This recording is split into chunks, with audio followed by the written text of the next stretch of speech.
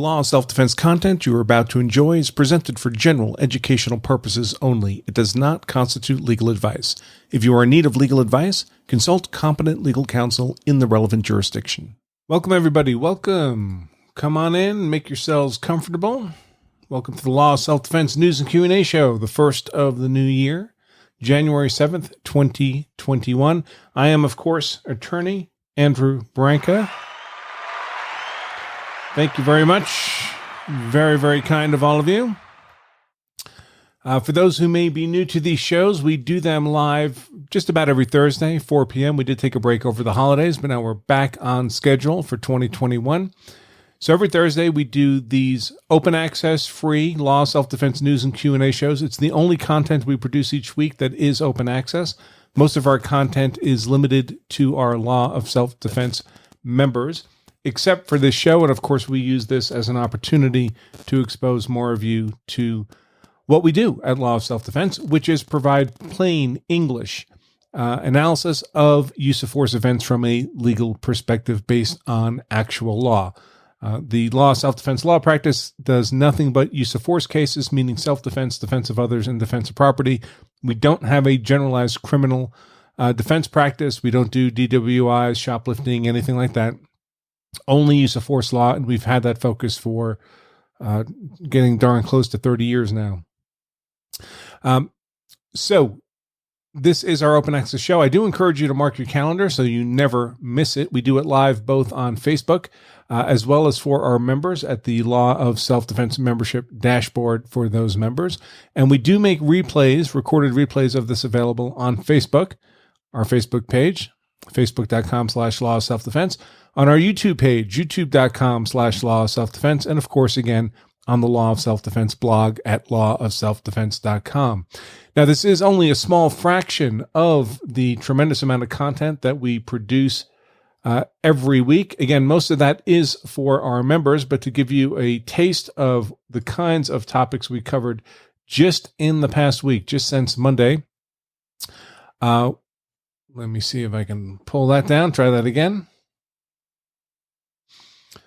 This past Monday, we had an analysis of the Tamir Rice case. What I say here is the Tamir Rice fraud.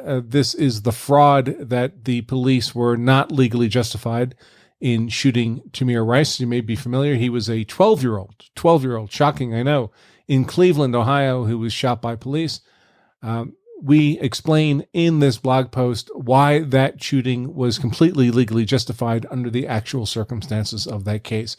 By the way, if you didn't know, 12-year-old Tamir Rice stood almost 6 feet tall and weighed 200 pounds, just as one material fact in that case that's rarely shared by the media. Then the following day, we shared some great news, and that is that Ohio has become the nation's 37th Stand Your Ground state. They've been making this effort for a number of years without success, but this week on Monday, the governor finally signed the Stand Your Ground legislation into law. The legislature had successfully passed Stand Your Ground before, but it had always been vetoed by the governor. Now it is law in Ohio. Even better, it's the hard variety of Stand Your Ground rather than the soft variety. If you're not familiar with that distinction, well, then I would suggest you become a Law of Self-Defense member so you know what these things mean. They can be pretty important. As some bonus content following up on that, we decided to provide a list to our members of the remaining 13 duty to retreat states. Some of these are states you would expect, like Massachusetts and New York. Others are states that you might find surprising, like North Dakota and Arkansas. Although I will say that Arkansas has been making the same kind of effort as Ohio the last several years to get Stand Your Ground passed. They're doing it again this year, so hopefully Arkansas will be the next Stand Your Ground state. And then just today, just a few minutes ago, this was scheduled for yesterday, but we had a water pipe break at Law of Self-Defense headquarters. No, not like the Georgia election water pipe break. This was a real water pipe break. Not too bad. I do a little plumbing myself, had it fixed in an hour, but it did soak all of our camping gear, so that cleanup took more time than I would have liked. So we didn't get this post out yesterday, but we did get it out this morning to all our members. And it's another one of these police shoot black man because they're racist hoaxes. This time the case of Jacob Blake, The lie being that Jacob Blake was simply there to break up a fight between two women and was completely unarmed when shot by police. In fact, Jacob Blake was violating a restraining order being at that scene because he had the victim who called the police in this instance as well, committed sexual assault. He had a felony warrant out for his arrest on that and other charges. He was attempting to steal this woman's car. He violently resisted arrest. Tasers weren't effective, and he clearly, unambiguously, was armed with a knife. No question about that. But if you listen to social media, you'd never know that. In fact, just yesterday, the Washington Post posted a tweet saying that they were shocked, apparently, that charges were not going to be brought against these officers because Jacob Blake was unarmed when they shot him. Another lie, another hoax. So let's get back to today. So that's the kind of stuff we do just about every day at Law Self-Defense for our members. If you think you might be interested in that kind of content, the good news is it's really cheap. In fact, to try it out, it's really, really cheap. That is, you can get a Law Self-Defense trial membership for only 99 cents for 2 weeks, folks. And there's a 200% money-back guarantee on that. So if you'd like to try us out, 2 weeks, 99 cents, negative risk proposition. And we can make this offer because virtually nobody who signs up as a member ever leaves. Thank you for your support, all of you members. You can try that out at lawofselfdefense.com/trial. 99 cents to try it out. Even at the normal price, it's only about $0.25 a day to be a member of Law Self-Defense. And if you decide you don't like it at any time, you can always cancel. That's the end of your commitment. So if this is content in which you're interested, I would encourage you to give that a shot. lawofselfdefense.com/trial. So what we'll do in today's show is the first part will cover some news items that have been in the news. There hasn't been that much news, at least in terms of the normal rate of news the last couple of weeks because of the holidays, and the media, like everybody else, are home for the holidays. And when they're home, for some reason, there's no news, which makes one wonder if the media is really reporting news or creating news much of the time. But in any case, there hadn't been that much to talk about. But nevertheless, what little has been happening has accumulated over the last couple of weeks, so we can share those news events with you now in today's show. And then we'll dive into the questions that have been sent in to us by our Law Self-Defense members, by non-members who emailed them in. And time permitting, we can answer your questions live during the show here today. I have made a commitment this year to keep these shows to no more than an hour, folks. So when we get close to that hour, we will be signing off. These hour-plus shows are just too much.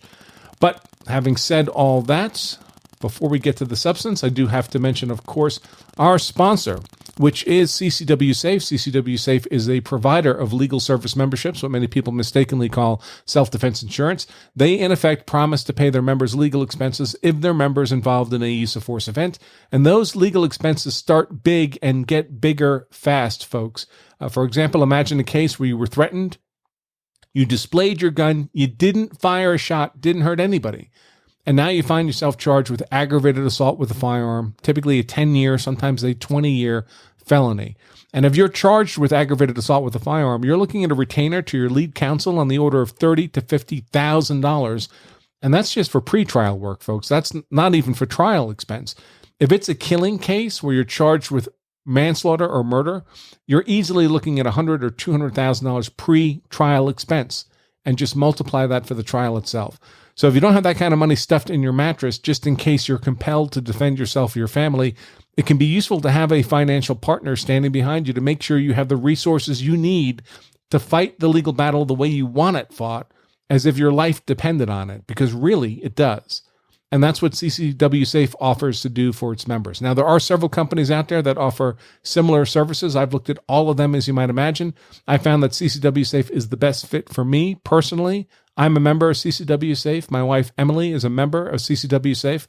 One of the biggest reasons I favored CCW Safe over other similar offerings is that many of those others simply don't provide the level of resources you need for an adequate legal defense. If you're looking at a quote-unquote self-defense insurance offer that caps out at $150,000 or $250,000 for criminal legal defense, and many of them do, sometimes not even that much, that's simply not enough for a murder or manslaughter trial if you've killed someone in necessary self-defense. In contrast, CCW Safe promises to pay what the defense costs, period, with no such cap. So read the fine print, folks, and understand what you're getting and not getting from any quote-unquote self-defense insurance you're considering. Now, having said that, CCW Safe is the best fit for me. Whether they're the best fit for you is something only you can decide, but I do encourage you to take a look at what they have to offer by pointing your browser to lawofselfdefense.com/CCW Safe.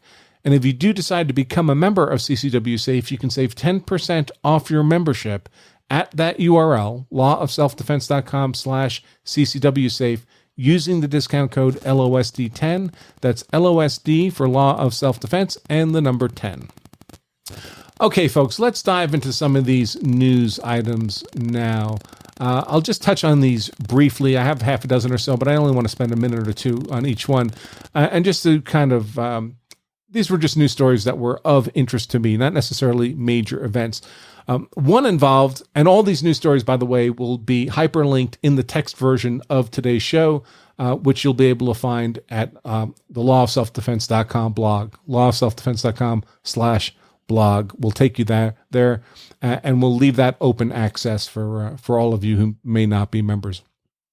So the first news item that caught my eye over the last couple of weeks was a mother seeking charges against police officers who shot her son. Now, they shot her son during a traffic stop, which he fled. They killed him. And their justification is, well, we shot him because he presented as a deadly force threat to us and the public in general. Now, did he have a weapon? Well, he didn't have a gun or a knife that he threatened them with, but he had the car, and they had reason to believe that he was drunk as a skunk. That's why they pulled him over in the first place. And in fact, after the fact, autopsy would show he had a blood alcohol level of 0.138. In most states, folks, driving while intoxicated or driving while impaired requires merely 0.08. So he's approaching double the limit for driving while intoxicated. 0.138 is a pretty high intoxication level. So the question then is, well, if someone were using a car maliciously, intentionally, as a weapon to run people over, we'd certainly call that deadly force, right? Now, arguably, as a drunk driver, his goal is not to run people over and kill them, but nevertheless, does he not present an imminent deadly force threat to the public by driving around in a car at 0.138? Especially when he's non-responsive, non-compliant with being pulled over, with his behavior being stopped. So they pulled him over and then he fled the scene at speed. That's what resulted in the shooting. So it always comes back to the same principles, folks. Those same 5 elements of a claim of self-defense: innocence, imminence, proportionality, avoidance, and reasonableness. I don't want to dive into them overly deeply right now, but if any of you are new to the show or not familiar with those concepts, I urge you to download our free infographic. These are the 5 elements that are the building blocks of any justified use of force claim, folks.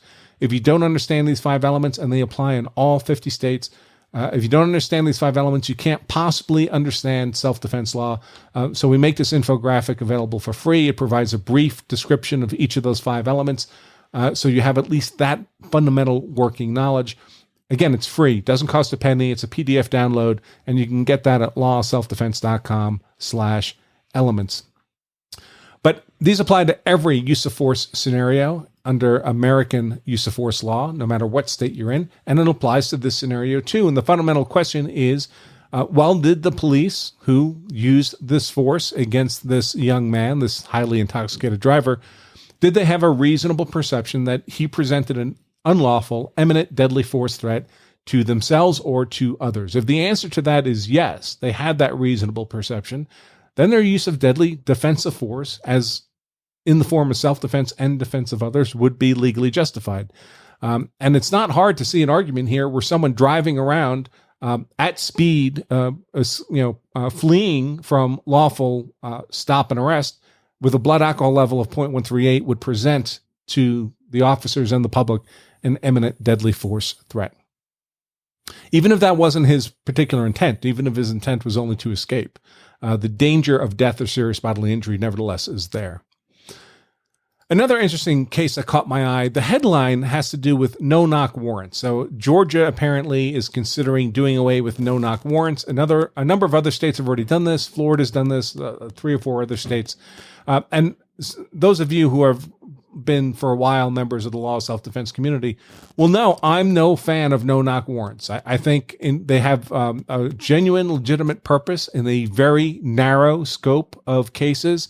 But they're used much more broadly than that scope, and I think the juice is not worth the squeeze. I think the negatives vastly outweigh the positives for almost all no-knock warrants. Most of them are used in drug cases to try to keep the suspects from flushing drugs down the toilet, for example.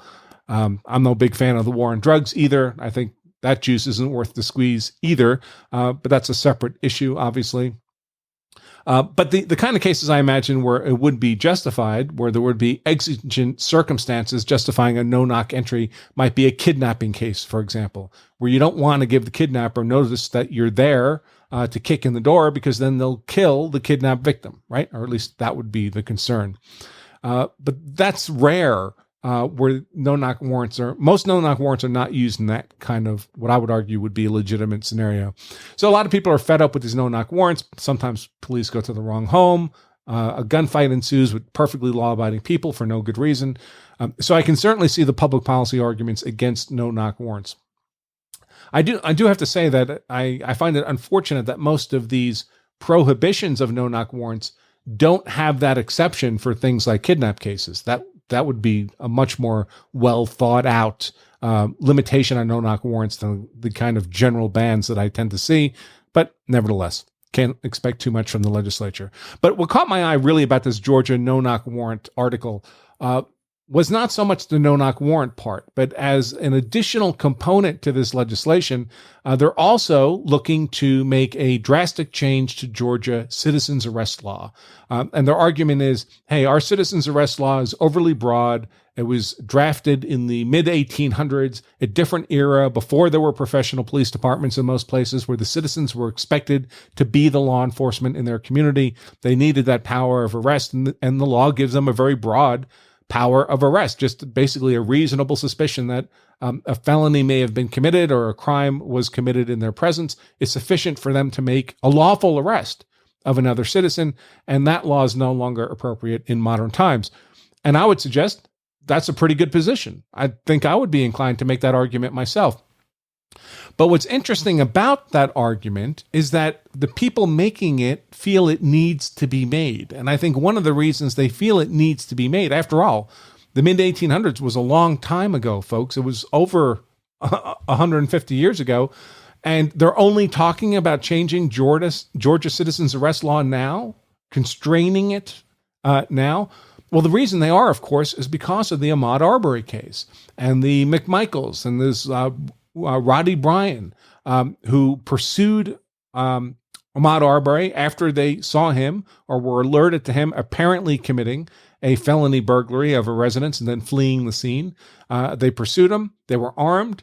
They got out of their truck. Arbery ran at them, fought Travis McMichael for a shotgun, got killed in the process, and now the McMichaels are being charged not with murder. No one seems willing to argue that they intentionally wanted to murder Ahmaud Arbery, but with felony murder predicated on unlawful imprisonment. And of course, the defense is going to be, hey, we were doing a lawful citizen's arrest. And if you look at Georgia citizen's arrest law, because it is so broad, there's a very good argument to be made that they were making a lawful citizen's arrest. Now, we might all agree that it was a bad idea, stupid thing to do. It shouldn't be allowed. The law should be different, all that. But that's not what matters on the merits of this particular case, because the McMichaels, like any of us, if we were defendants in a criminal trial, are entitled to be judged by the laws as they existed at the time we engaged in the conduct for which we're being prosecuted. And it's probably the case that the McMichaels were well within the legal boundaries of Georgia citizens arrest law. And I think people looking at this case are increasingly, regardless of which side they're on, but especially if they're on the pro-prosecution side, are looking at this case and saying, wow, we're really vulnerable on this. Maybe there's nothing we can do about that, but we better change this Georgia citizens arrest law for the future. In other words, their efforts to change it suggest to me that they recognize that it's broad enough that it may well legitimize the McMichaels conduct in this case and frankly lead to an acquittal at trial, which obviously from their narrative perspective is undesirable, but nevertheless on the legal merits, it's a very robust argument from my perspective.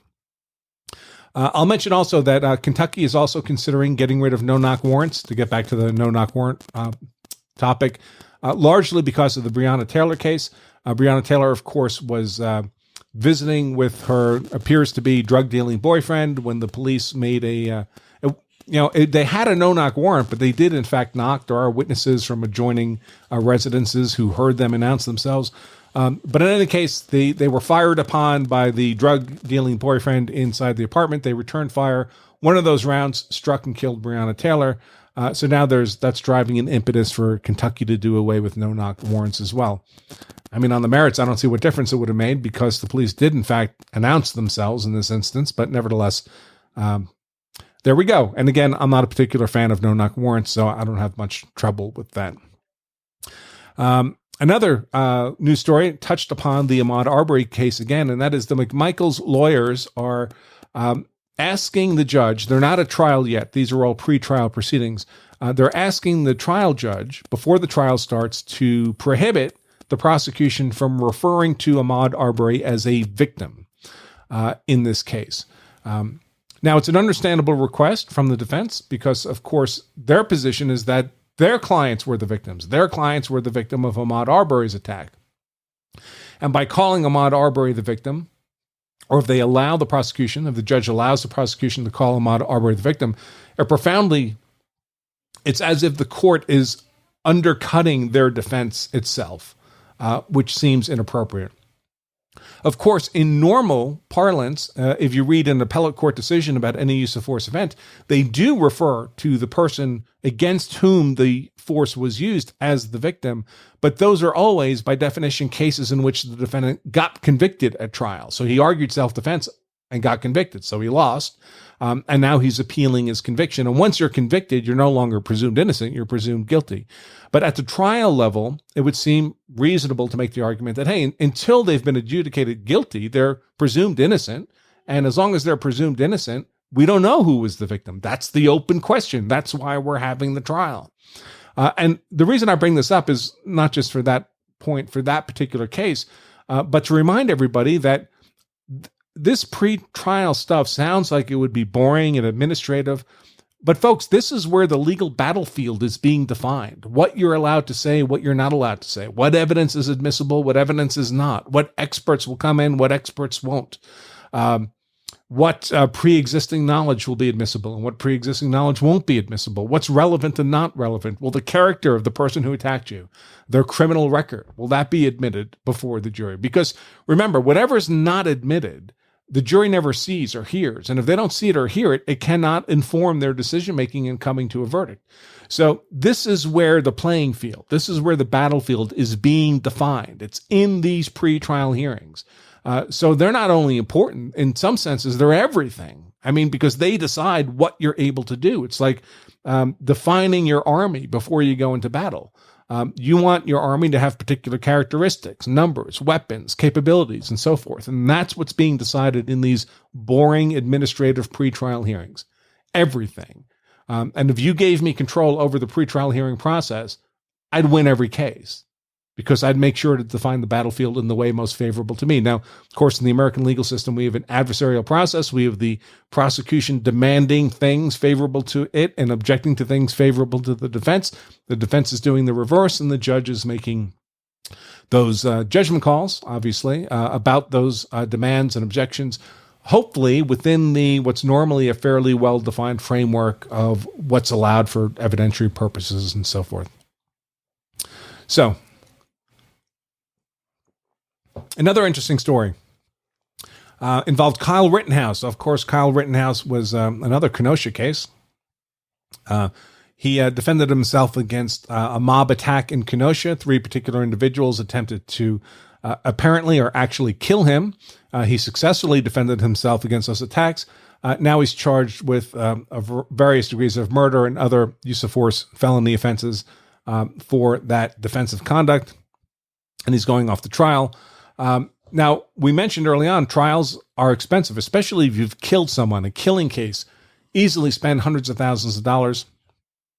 And one of the things the Rittenhouse family has sought to do, as anybody might seek to do, if suddenly they find themselves facing hundreds of thousands of dollars of legal expenses, which if they fail at raising, it grossly increases the chances they'll spend the rest of their life in a cage. They sought to raise funds in innovative ways. In this particular way, by selling merchandise on the internet, free Kyle t-shirts, free Kyle hats, that kind of stuff. I mean, I don't expect you to raise a ton of money that way, but you do what you can when you're in difficult circumstances. Well, the online stores that were carrying this product so people could go online and buy it decided to stop selling that stuff. They decided they don't want to carry it. It's too controversial a case. The reason I mention this, folks, is to remind you all again of what the costs of these cases can be like. Very, very expensive. And also the increasing social narrative dynamics component of many of these cases, where much of society that controls things like your ability to raise funds, whether by selling merchandise on the internet, setting up a GoFundMe, anything like that, anything having to do with social media or internet action, if some portion of the propaganda machine that rises up in many of these cases can make you look so toxic that nobody wants to touch you, you'll be cut off from all those sources of raising money. Now, in Kyle's case, I don't think this will particularly harm him. I believe they've raised a couple $1 million for his defense, which is pretty darn good. It's probably enough. Maybe not. I don't know. I can tell you the George Zimmerman trial billed out at close to $2 million by itself. And I don't think this will be any less involved than that, probably more involved than that case, given how much more aggressive these prosecutions have become, even than the Zimmerman case, which was already outrageously aggressive on its own merits. But just keep in mind, folks, you may be thinking there are avenues that might be available to you to raise money for these legal defenses. It's quite possible those avenues of raising money will be cut off from you. They won't be available to you because you've made to appear toxic. Another reason, folks, to consider something like CCW Safe, where you don't need to worry if you're a member about whether you'll have the resources you need to wage that legal battle the way you want it raised. Because let's face it, like any other battle, the more resources you bring in, the better your chances are, all other things being equal. The fewer resources you can bring in, folks, a $300,000, $400,000 legal defense is so overwhelmingly, vastly superior to a $30,000 or $40,000 legal defense. It's almost hard to describe the difference. You want those resources. So again, I would encourage you to at least take a look at what they have to offer. And their coverage is without limit, folks. There's no $150,000, $250,000 limit, that would never cover the Kyle Rittenhouse case. Never. Wouldn't be a tenth of it. So make sure you take a look at what they have to offer. I urge you to do that at lawofselfdefense.com/CCWSafe. And again, if you do decide to become a member, you can get 10% off with that discount code LOSD10, Law of Self-Defense 10. Okay. Another Kyle Rittenhouse issue. And frankly, I think this is probably favorable to Kyle Rittenhouse, although it may not seem so at first. The prosecutors have decided to add an additional charge to the pile of charges they've already brought against him, including murder. And you think, well, how could that possibly be good? Who wants more charges? Well, the charge they're bringing against him is violation of the curfew that was in place at the time these events occurred. Are you surprised there was a curfew? Because it certainly didn't seem like it, right? There was scores and scores of people all over the place during the town. So certainly there was no curfew being enforced. But nevertheless, technically there was a curfew in place that everybody was ignoring, especially the violent protesters. And they've decided to charge Rittenhouse with this. Now, it's not much of a charge. In fact, it's not even a criminal offense. It's a civil offense. So at worst, he'd face a fine, like a jaywalking ticket. So, you know, he could take that hit and it's really nothing. It doesn't influence your life at all. But the fact that they've decided to bring it makes me wonder if they've realized that the charges they've actually brought against him, given the evidence that's available, especially all that video, that those charges are so unlikely to result in a conviction that they'll be so unlikely to be able to disprove self-defense beyond a reasonable doubt for each of those three engagements Kyle made against his attackers, that they don't want to find themselves in a George Zimmerman situation where the prosecutors walk away with nothing, no conviction on any charge, nothing. So I think it makes me wonder if they've tossed in this additional curfew charge just in case, as seems likely, they won't get convictions on any of the really heavy felony charges or even a misdemeanor criminal charge. They'll at least have something that they can walk out of the courtroom with and say, well, we held him accountable. We got him convicted of a civil offense. That's a $100 fine. But at least they wouldn't walk away completely empty-handed.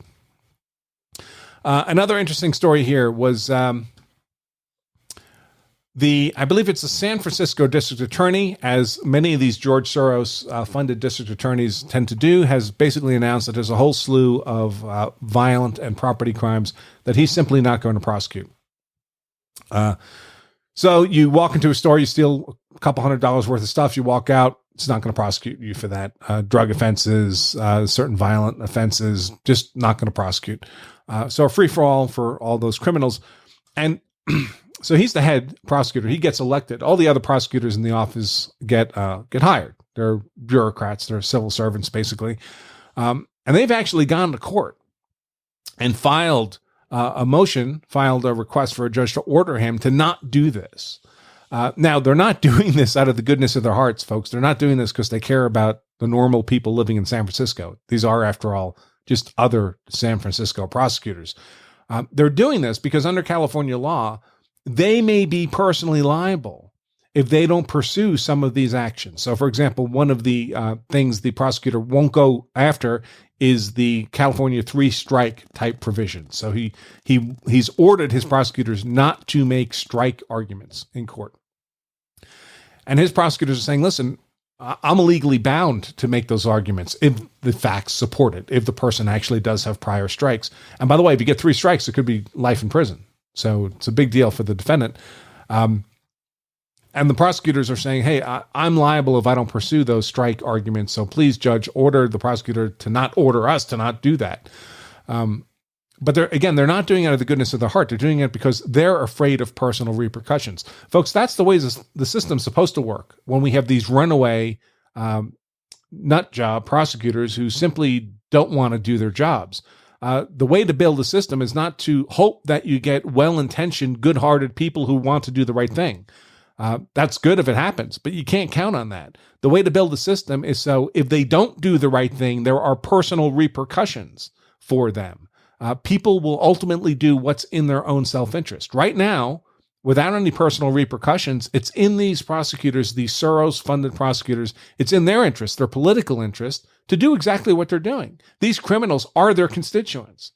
So they're doing favors for their constituents, as any politician would do. Unless there are costs for them built into the system, we're only going to see more of this, folks. They're giving away other people's money, basically, to their constituents. And the cost is going to be more violent crime, more property crime, more law-abiding citizens finding themselves compelled to use force under circumstances that may be on the legal margins and then finding themselves prosecuted and maybe sentenced to prison for the rest of their lives if they're convicted. Okay, so that is all the news items I wanted to touch upon. Let's turn now to the questions that have come in, which, give me just a moment. It looks like I managed to close my little Word document, but I'll pull it right up. And of course, folks, as time permits, I'll answer questions that are submitted live during the show. So I don't have time to look at the comments while I'm talking about everything else, but I will look at the comments before we sign off and pick out some questions to answer as time allows. So I'll scroll through, so feel free to drop those into the comments. So we did get a great question here from Tony L. He emailed it in. He wanted me to comment on this shooting that occurred just yesterday in the Capitol. Ashli Babbitt, a 14-year veteran, I believe, of the Air Force, was shot and killed by Capitol Hill police yesterday. I do plan to comment on that, but this show is, I don't have I don't have time in this news and Q&A show to do that in detail. So those of you who are law of self-defense members should expect a blog post on that probably tomorrow. I'm gathering up some more of the videos that are available of the event, and I'll do my usual kind of 5 elements of self-defense analysis of that use of force event, the shooting of Ashli Babbitt. I will caution all of you, however, I will say this much. When you're doing your own analysis of that event, it's very important that you focus on the actual relevant law, by which I mean those 5 elements of self-defense, and don't allow yourself to be pulled off course by personal political feelings. Most of us have certain political perspectives. I have my own. They're not secret. They're pretty widely shared. But I have to strip out my political biases and preconceptions when I'm doing legal analysis of a use of force case. I have to look at just the actual relevant facts and the relevant law. I plan to do that in the blog post tomorrow. My legal conclusion may not make some of you happy, unfortunately. I expect I'm going to lose some members over it based on what I know now, but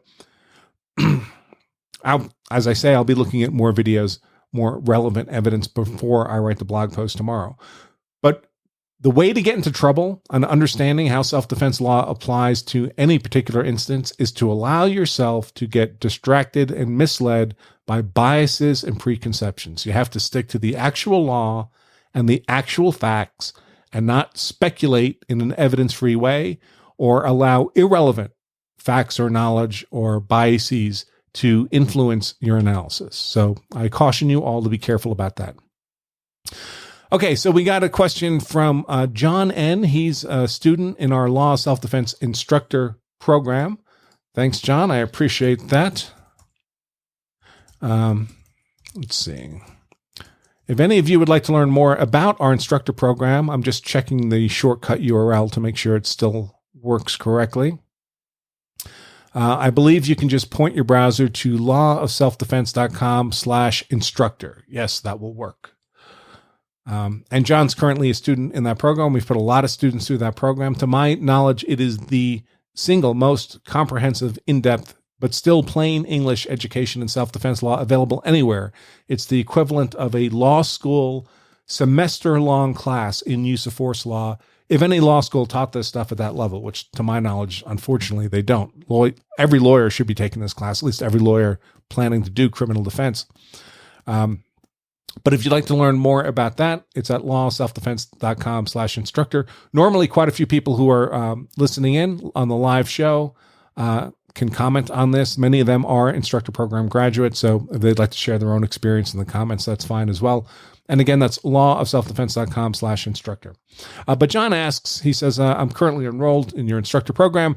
He lives in, doesn't matter what state it is because I can't really get state specific here, but I will be sending John a state specific reply. So John, if you're listening, don't worry, I'll contact you directly.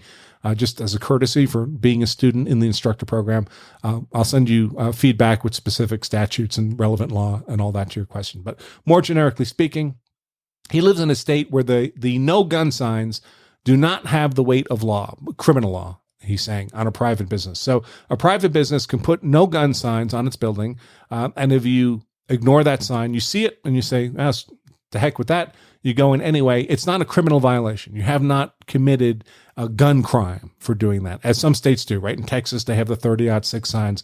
You violate the sign, you've actually committed a crime.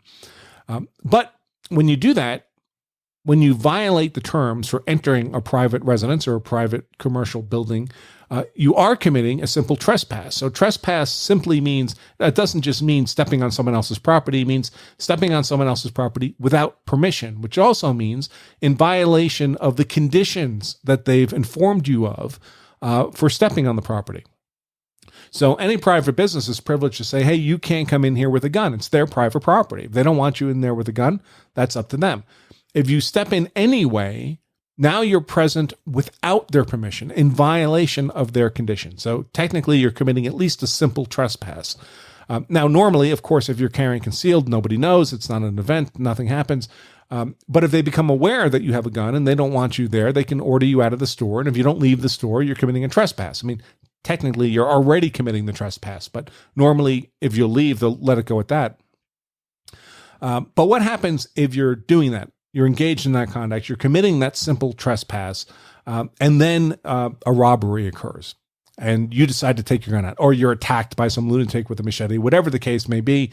You end up being compelled to pull your gun, using your gun in self-defense. What does that do to your legal justification for having used that gun in self-defense? The answer is it varies by state. Now, in the large majority of states, almost every state, with the exception of 4 or 5, your privilege of self-defense is not conditioned on you not being engaged in unlawful activity generally.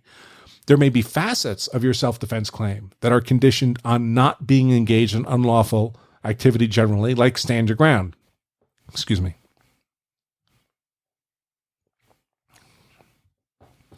About half the stand your ground states, there's 37 now that Ohio has joined. About half the 37 stand your ground states are stand your ground by statute as opposed to by court decision. And it's very common for stand your ground statutes to have as a condition of qualifying for stand your ground, being relieved of that otherwise existing duty to retreat, that you not be engaged in unlawful activity. So if you're engaged in unlawful activity, you're dealing drugs on a street corner, or arguably you're committing simple trespass by carrying a gun into a posted private property.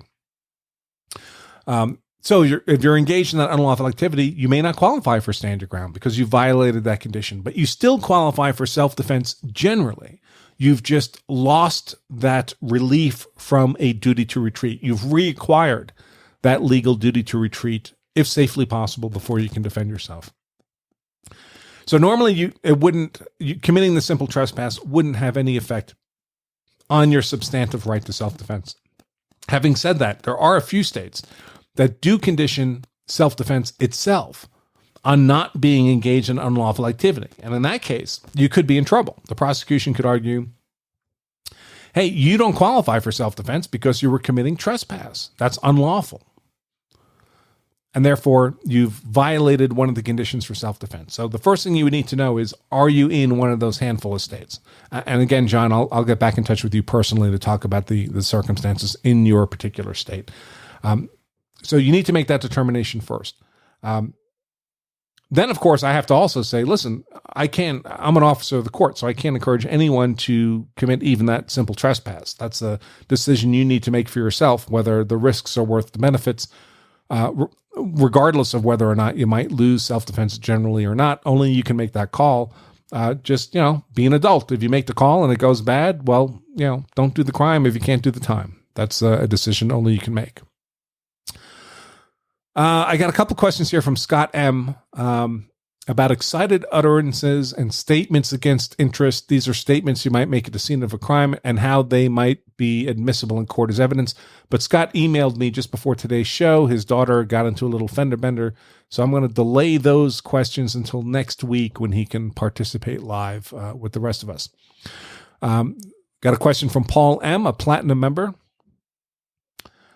He asks, so in most states, you can use deadly defensive force to defend persons or to prevent or stop a forcible felony. And he asks, well, what's that mean? What's a forcible felony? So 2 triggers for a privilege to use deadly defensive force. There's a deadly force threat against yourself or another innocent person, or there's a forcible felony being committed or imminently about to be committed. So the first category is pretty straightforward, I guess. The second category, forcible felony, what's that mean? It seems like an ambiguous, broad statement. Well, some states helpfully have an enumerated list of forcible felonies. So they'll list them out. It'll be things like attempted murder, manslaughter, armed robbery, kidnapping.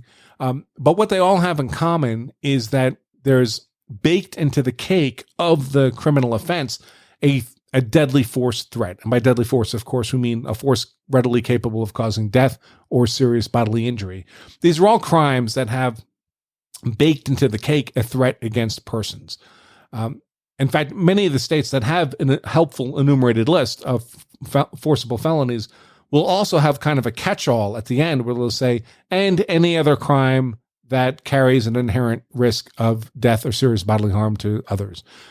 But that's the key there. When we're talking about forcible felonies, for purposes of privileging the use of deadly defensive force, we're really saying felonies that involve a threat of deadly harm to persons. That means if there is a felony that could involve force in a generic sense, but does not involve a threat of harm to persons, well, then it's not going to be the kind of forcible felony that would trigger that privilege for deadly defensive force. So someone's breaking into your work truck to steal it, and they're using a crowbar, right? Well, obviously, they're forcibly breaking into the vehicle. Theft of the vehicle, let's presume for discussion, because of the value of the vehicle, would qualify as a felony. In some senses, that's a forcible felony, but it's not a forcible felony in the sense necessary to trigger a justification for the use of deadly defensive force, because there's no threat to persons. We're presuming the van's unoccupied here. If the van were occupied, that would be different. Then you could argue that you're defending the person inside the van, but you're not defending the van, right? Defending the van is just a defense of property scenario. It's not a forcible felony. Defense of property outside of Texas does not justify the use of deadly defensive force. There would have to be some threat to persons. So that's the idea behind forcible felony in the context of justifying the use of deadly defensive force. Trevor G., also a platinum member. Thank you very much, Trevor, for your support. Says, I've noticed several of your very long question. Let's see. Many of my shows, it turns out a defendant was unable to convince the jury self-defense because of comments or lack of comments at the scene. Made it appear that undermined their claim of self-defense, basically. He asks, one of them attacked by an unarmed aggressor, and as I attempt to match fist for fist and shove for shove. So he's using non-deadly defensive force against what's normally a non-deadly force attack, a barehanded attack. But as he's doing this, he realizes that his attacker is like standing on a ledge, right? And if the attacker falls off the ledge, he would die. So imagine it's a cliff. Well, what if that happens? What if the attacker falls off the ledge? It was only a non-deadly force attack. He was only using non-deadly force in self-defense, but the circumstances were such that the attacker accidentally plummets over the cliff to his death. So now it's complicated, right? Now we have part of the confrontation, the conflict was self-defense. Part of it was unintentional, right? The responding fist to fist was self-defense, intentional self-defense. The guy going over the cliff and dying was not intentional. That was an accident. What's the best way to make a statement to 911 that preserves both defense strategies, the legal defense of self-defense and the legal defense of accident, which is a perfectly legitimate legal defense, just like self-defense? What's the best way to make a statement to 911 that preserves both of those and allows my attorney to choose which route to take? Well, he would take both routes, first of all, Trevor. So he would argue self-defense to justify the fist part and accident to justify the over-the-cliff part. So he would use a separate justification for each of those stages of the fight. But to get back to the question, what's the best way to make a statement to 911 that preserves both? You don't want to do that. You don't want to be making those kinds of detailed legal strategic statements to 911. They're too complicated. They're too technical. They're too fact specific. There's a reason we hire lawyers to make these arguments for us in court. In the aftermath of a life or death confrontation, or even just a fist fight that ends in someone else's death, knowing what the consequences may be for you now from a legal perspective, your mind is highly unlikely to be in an appropriate state to be trying to figure out what to say to 911 about those legal strategies in that context. Many people say don't say anything to 911. I don't know how that works from a practical perspective. I mean, if you've called them, you have to say something. So we generally advise people to consider, and this doesn't work for everybody. It's not the best strategy for everybody, but to consider what we take the say little approach, which is to say a handful of very specific things to 911 and no more than that. But covering all that we spend an hour of our live of our full day law self-defense level 1 class covering just that, interacting with the police in the aftermath of a use of force event. So obviously we don't have time for that in the last 7 minutes we have in today's show. But I would tell you, if you're trying to figure out some complicated strategy for what to say to 911, you're on the wrong path. Keep things as simple as possible. Don't get complicated. You'll only hurt yourself. So I'm a self-proclaimed expert on self-defense law, right? If I'm involved in a use of force event that results in serious injury or death to another person, I'm not saying anything complicated about legal strategies on my 911 call to responding officers or, heaven forbid, to detectives. All right, those statements are going to be made in a legal environment with legal counsel representing me. All right, so let's see. Bill asks about the Capitol rioters. He's a member. I'm looking at the member questions right now, law self-defense members. Bill, I'll try to address that in tomorrow's blog post on this issue. If I forget, just put a comment following the blog post and I'll be happy to respond. Wow, we got a lot of members on the membership page today. That's great. Okay, let's look at the Facebook comments now. Christopher Williams asks about ACLDN. ACLDN is Armed Citizen Legal Defense Network. Is that good self-defense organization? A good self-defense organization. I think they're awesome. I love those guys, Marty Hayes, Gila Hayes. Their board is absolutely fantastic. It's Masad Ayub. It's Dennis Tuller. It's John Farnham. It's it's full of names of that tier. So fantastic board. They are not backed by a large pool of monetary resources. So the way they work is they set aside a percentage of member annual dues, and they collect a pool of money. I have no idea how much money that is. I'd be surprised if it was a few $1 million, but I guess you could call them and ask them. My concern with ACLDN is not with them personally or with their character or their motivation. I think they're awesome people. My concern is if they were to get hit with several high-cost cases in a row, would the resources be there at the end for the next person? That's a decision you'd have to make for yourself. I mean, again, these cases can cost hundreds of thousands of dollars. The other thing is they make a judgment call on whether or not they want to cover your case. So you don't have blanket privilege to access those legal resources. Their board will look at your case, and if it looks like self-defense to them, well, then you can access some fraction of the available resources. But if it doesn't, you get nothing. Now, I respect their board a lot. I think they'd make a good decision, but they are making that decision. And to my knowledge, CCW Safe does not do that. As long as you meet the normal conditions in their membership agreement, they're not making a case-by-case call on whether or not to cover you.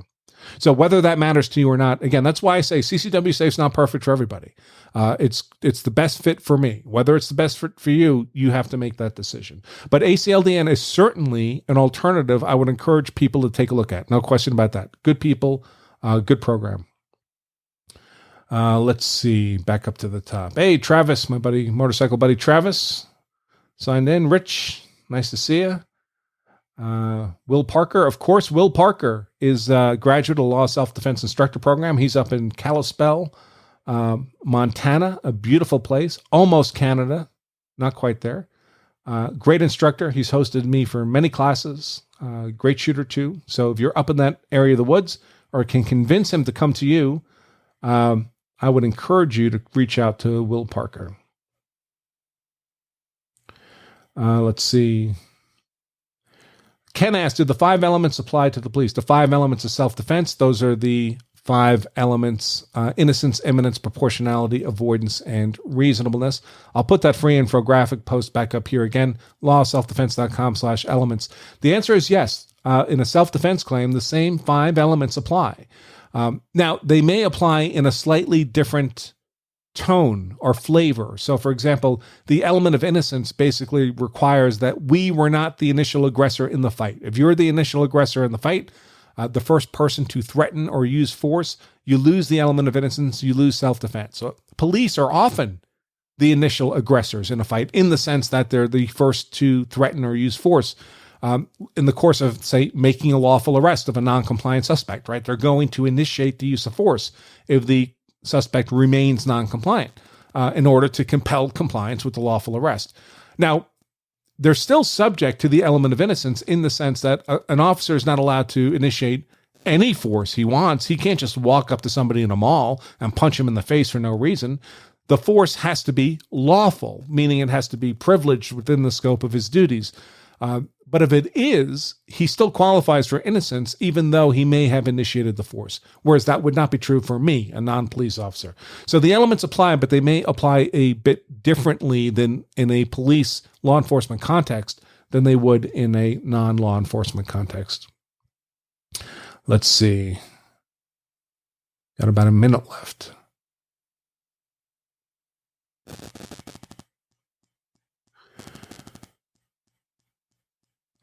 Ken asks, yes, Ohio passed stand your ground. Does our members only content go through the duty to retreat law? It does. It steps through a detailed discussion of stand your ground, the difference between hard stand your ground and soft stand your ground. It lists the specific hard stand your ground states, which Ohio is one, by the way.